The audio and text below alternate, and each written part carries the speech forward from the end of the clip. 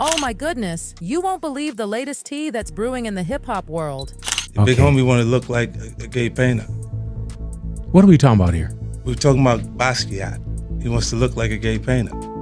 Oh my God, I think I know where we're going with So this. now look, what I'm saying to you is, Hold on to your seats because 50 Cent and Nas have just teamed up to bring some major revelations about Jay-Z's connections in the industry. Let me tell you, the heat is on. They're bringing receipts and everything about Jay-Z's friendships with Diddy and R. Kelly, and honestly, the situation is getting messier by the minute. Jay-Z's been facing some serious backlash lately over his friendship with Diddy. People are raising eyebrows and wondering how much Jay-Z actually knew about what went down at those infamous parties. And don't even get me started on the R. Kelly situation. Rumors are swirling that Jay-Z might have known more than he let on. But y'all, 50 Cent and Nas aren't just whispering, they're shouting from the rooftops. And here's the thing that's got everyone talking. It seems like whenever there's drama in the industry, Jay-Z's name somehow pops up. Like, how does that even happen? It's giving birds of a feather vibes, if you know what I mean. The most shocking part, it looks like Jay-Z's priorities might have been, let's say, questionable. As long as there was something to gain, it seems like he was willing to look the other way. Welcome to the rest of the fun. I'm coming with the big boy truck. Big boy truck. We be the only big boys that the big boy was. Go get him, Kelly. Now let me spill some serious tea about this R. Kelly situation. Y'all, this is where it gets wild. The whole Aaliyah story is just heartbreaking. When R. Kelly illegally married 15-year-old Aaliyah by falsifying documents, girl, he was pushing 30. And while that marriage got annulled, the damage was already done. But here's the thing that makes my blood boil. Aaliyah wasn't the only one. We're talking about hundreds of other young girls and women who allegedly fell victim to R. Kelly's predatory behavior. And get this, Jay-Z and R. Kelly were thick as thieves. Like, how do you not see what's happening right under your nose? But wait, it gets even more shocking. Despite all of this, Jay-Z went ahead and recorded an entire album with R. Kelly. We're talking tours, press conferences, merchandise, the whole 9 yards. And you want to know the tea? It wasn't even about loyalty to a friend. According to Dame Dash, it was all about the money, honey. Speaking of Dame Dash, he went off in an interview about this whole situation. He basically said this R. Kelly collaboration was one of the final straws that broke their relationship. Can you blame him? Dame was completely baffled about why Jay-Z would continue doing business with R. Kelly, especially knowing how he treated Aaliyah, who, by the way, was Dame's girlfriend. So to be honest, like, if you remember the best of both worlds, you don't see my name on that. You know what I mean? And your name is not on either album. Hell no, I never wanted no parts of that. So when Holmes was doing shit, I was like, bro, you know our homie violated, and he violated my girl. He violated a friend of yours. So, you know, when he moved forward with that, like me, I was like, yo, Dusko! I was like, yo, I don't want no parts of that. Put my part of that to Aaliyah's breast cancer thing, you know? Girl, let me tell you something even spicier. Apparently, Jay-Z used to have a thing for Aaliyah back then. But here's the gag. She curved him and chose Dame instead. The way people are talking, it's like Jay-Z was so bitter about getting rejected that he didn't care about being friends with her abuser. Like, was it all just ego? Even during the Best of Both Worlds tour, you could literally see the discomfort. Y'all should have seen how Jay-Z nearly lost it when a journalist asked about their message to the youth. I'd like to know, what message are you throwing through this album to those young people, because they're doing a lot of things now that they shouldn't be? Well, we have songs on there, the streets and personal, and but even bigger than the music, I believe, is what we do, what we do for inner city youth, and things like with Russell right now. Right. This whole album, and the whole reason why we're here right now is just, it's bigger than the music. Of course, the album, we gonna entertain on the album. You got Honey, shake your booty on the album. You know what I'm saying? We having fun, we're entertaining. We're entertainers, but what we do outside of that, like with the proceeds of the album, with the proceeds of the tour, with the proceeds of our previous tours, and what we continue to do is I would love for y'all to judge us on our actions, other than the Fiesta remix. And Chile, let me tell you about the audacity of R. Kelly. This man had the nerve to sit there preaching about how parents need to raise their kids better when he was out here destroying young lives. The hypocrisy is just, I can't. I gotta see just as well as us that this is much bigger than us. We didn't get together for the kids. You know what I'm saying? This is not Disneyland. This album is not Disneyland. So, you know, it's up to the parents out there, you guys out there, to train your kids and bring them up the way you should. I'm doing mine like that, so you guys should do yours. Now this is where Nas comes in and drops the bomb that shook the whole industry. During an interview with Wendy Williams, you know she always gets the tea, Nas just laid it all out there. He basically said Jay-Z was around R. Kelly so much that there's no way he didn't see what was happening with those underage girls. But wait, it gets worse. Nas went even further and suggested that Jay-Z might have been right there with R. Kelly, doing the same things in the studio. Yo, don't put up no movies. I said, that's not my style. That's not what I'm going to do. Yeah, I could have put up movies. I could have showed the R. Kelly video that everybody's talked about, made fun of it, and said, yo, Jay's hanging out. When Jay and them was in there doing basketball awards, you can't tell me Jay didn't see a 14-year-old girl come in the studio and sit on R. Kelly's lap. No. You can't tell me, you don't sit here and tell me that working on that album, that he ain't never seen no 14-year-old girl come in the vicinity. My belief is that anybody who's worked with him and been in his cypher has seen it go down. You've seen it go down. Yeah. I've been around R. Kelly, and I pay for that, brother. I've been on a tour with him. It didn't last too long, but I've been around him. I didn't see no 14-year-old, but I talked to the man, and I've seen there's a little problem there. The brother needs help, and I pay for him. But if I sit there and did an album about women with him, I'm definitely maybe indulging. He had to be indulgent for 4 girls, man.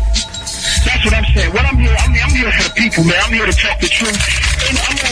And speaking of people with the real tea, honey, let's talk about Jaguar Wright. If anyone knows where the bodies are buried. Like I said, Biggie died, Tupac died, and then there was the fight between who was the top rapper now, Nas and Jay-Z, and then the next thing you know, Nas has a nervous breakdown and he's taken out of the game, and it's all Jay-Z. It's all Jay-Z. It's all Jay-Z. And he was working with R. Kelly, and they were making so many records together. You know, they made all those records together. They both, Aaliyah, they shared so much in common. You know? And then, it was a falling out. And that's like it never happened. Whoever talks about best of the both worlds, best of both worlds. Nobody talks about that. Nobody talks about this yet. Nobody talks about that project. That nigga swept that smooth under the rug. Why? Yeah, we know why. You know what? I got a better question. Yeah. How valuable is a Biggie Smalls? Oh, but Jaguar wasn't done. She hopped on a live stream and just started spilling about Jay-Z's alleged activities with young girls. And contraception. And if you want to do it like they said in the Lean On Me movie, do it expeditiously. Just get it done. Don't sit around and keep trying to drag everybody into the depths of hell that is called your vagina. Don't do that. You probably still everything that moves.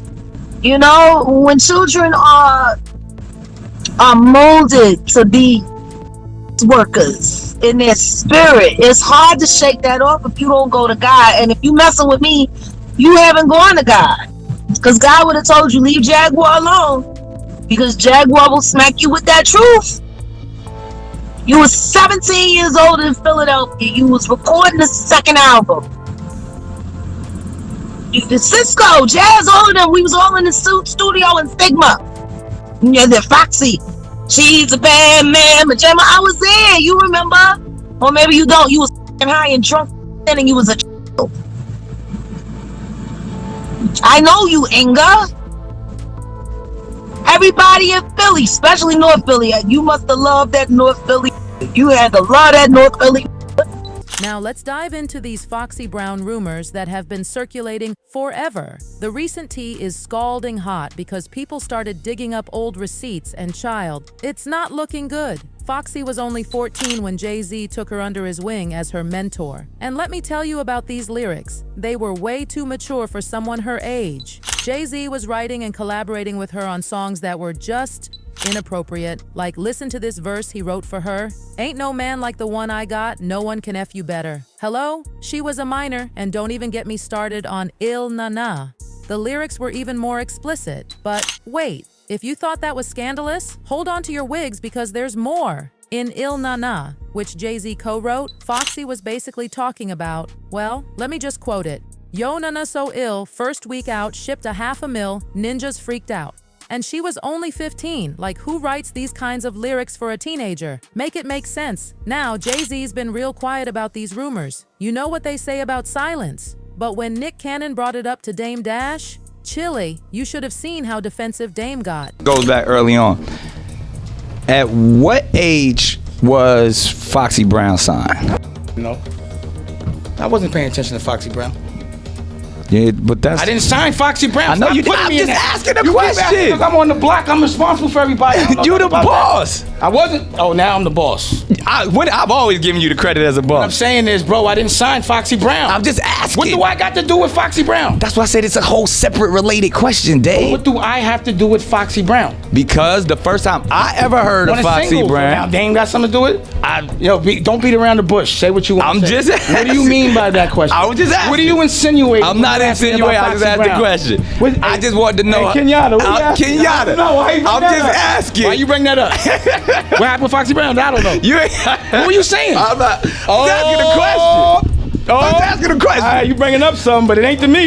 I'm just asking a question. I don't know. My name is Cousin Bennett, and I ain't in it. Oh, now you ain't in it. I don't know what you're talking about. I'm just saying. I promise you. I thought Foxy was like 16. That's all I'm saying.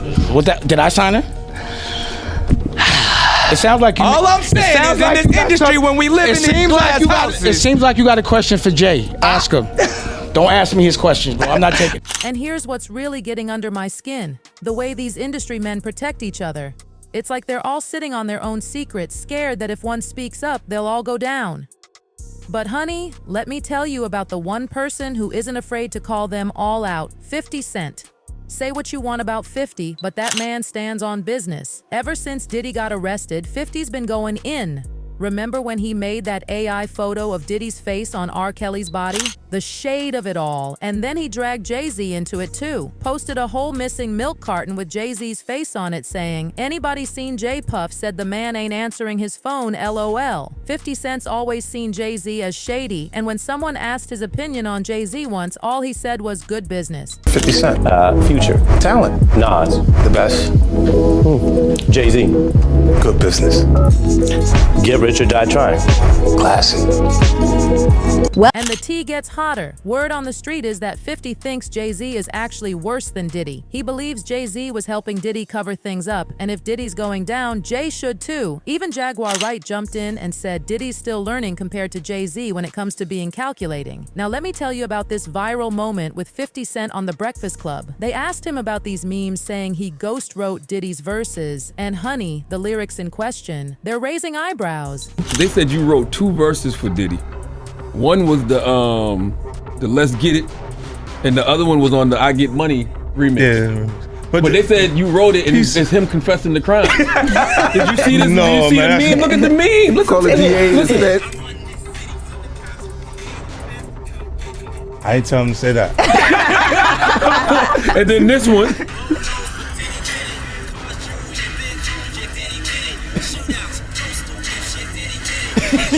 Jay helped me with that. Jay helped me with that. Jay helped me with that. Jay did that part right there. What he said. Man, cut it out, man. Shootouts, coast to beat. I wasn't around, but I was like East Coast, West Coast. That was it. And then Keefy D comes out and says, In Let's Get It, Diddy really said, call me Diddy, I run this city, send the cops, the DA, and feds to come get me, and in the I Get Money remix, bow nose. But Diddy did it. Cars, jewelry, and big homes, yeah, Diddy did it, but my lawyer's so good that Diddy got acquitted. Like, was he confessing in plain sight? But Chili, those lawyers aren't looking so good anymore. Every time they ask the court for something, the judges are basically laughing them out. 2 separate judges denied bail because they think he's a threat. And now another judge said no to the gag order. Meanwhile, the Carter PR machine is working overtime trying to distance Jay-Z from all of this. But the people, they're just waiting for Jay-Z's turn. One person said, honestly, yes, I believe Jay might have done more with Kelly than he's speaking. I mean, he practically did the same thing with Beyonce. And another one went off saying, everyone is guilty. Bottom line, they saw things and chose not to say anything. Guilty, guilty, shame on everybody. Y'all gotta see just as well as us that this is much bigger than us. We didn't get together for the kids. You know what I'm saying? This is not Disneyland. This album is not Disneyland. So, you know, it's up to the parents out there, you guys out there, to train your kids and bring them up the way you should. I'm doing mine like that. So you guys should do yours. I know you mentioned the best of both worlds with R. Kelly. Have you maintained any type of contact with R. Kelly since? We spoke, like, you know what I'm saying? We spoke a couple times, but, you know, got love for the dude. You know, I mean, if he's guilty, I just hope and pray that he get help. If he's not, I wish everybody, you know what I'm saying, everybody embrace him. And now here comes the biggest plot twist. R. Kelly has a message for Jay-Z from behind bars, and it's not a love letter. According to Ronnie Bo, Kelly's former cellmate, R. Kelly thinks Jay-Z wanted him dead. And now, Kelly's out for revenge. Sean Carter is worse. Uh-oh. Oh, man. He's smarter. He's patient. He's not sloppy. The internet is literally exploding with all these connections between Jay-Z, R. Kelly, and Diddy because you know what they say, you are the company you keep. And now that these rumors about Jay-Z's possible connection to Diddy's alleged crimes are spreading, R. Kelly's decided to add his 2 cents. And honey, he's ready to spill all the tea. Let's rewind to the late 90s when Jay-Z and R. Kelly were besties working on Best of Both Worlds. But here's the thing, 2001 wasn't just about their album, it was the year Aaliyah tragically died. And according to Dame Dash, Jay-Z knew what Kelly did to Aaliyah but still chose that bag over integrity. They'd already destroyed, but then years later they tried to do the tour. The best of both. Yeah, but it still didn't work out. But if you notice, I wasn't a part of any of that, and the karma happens. But the thing I didn't understand is I was like, I know I'm not with that. And because of the moral challenge and him choosing one way, I knew morally we weren't the same. Fast forward to 2004 and Chile, you should have seen Jay-Z sweating bullets at this press conference. A reporter asked about their message to young people, and Jay-Z looked like he saw a ghost. I believe in the kids and the messages that goes out to them. I'd like to know, what message are you throwing through this album to those young people, because they're doing a lot of things now that they shouldn't be? Well, we have songs on there, the streets and personal, and but even bigger than the music, I believe, is, you know, what we do, what we do for inner city youth, and, you know things like, you know, with Russell right now. Right. This whole album, and the whole reason why we're here right now is just, it's bigger than the music. Of course, the album, we gonna entertain on the album. You got Honey, you know, Shake Your Booty on the album. You know what I'm saying? We having fun, we're entertaining. We're entertainers, but what we do outside of that, like with the proceeds of the album, with the proceeds of the tour, with the proceeds of our previous tours, and, you know, what we continue to do is, you know, I would love for y'all to judge us on our actions of the. And then R. Kelly had to open his mouth and make everything even creepier. See just as well as us that this is much bigger than us. We didn't get together for the kids. You know what I'm saying? This is not Disneyland. This album is not Disneyland. So, you know, it's up to the parents out there, you guys out there, to train your kids and bring them up the way you should. I'm doing mine like that. So you guys should do yours. Now let me tell you about this mess of a tour. Picture this. R. Kelly stops performing at Madison Square Garden, claiming someone's after him. Then there's this whole dramatic showdown with Jay-Z's friend Tyran, Ty Smith. Kelly gets rushed to the hospital, and bam, he's kicked off the tour. But here's where it gets juicy. According to Dame Dash, Jay-Z was obsessed with Aaliyah, but she curved him. Then, right after her tragic passing in 2001, suddenly Jay-Z and Beyonce go public and her career just soars. According to Jaguar Wright, this timing isn't just a coincidence. I want you to think about this.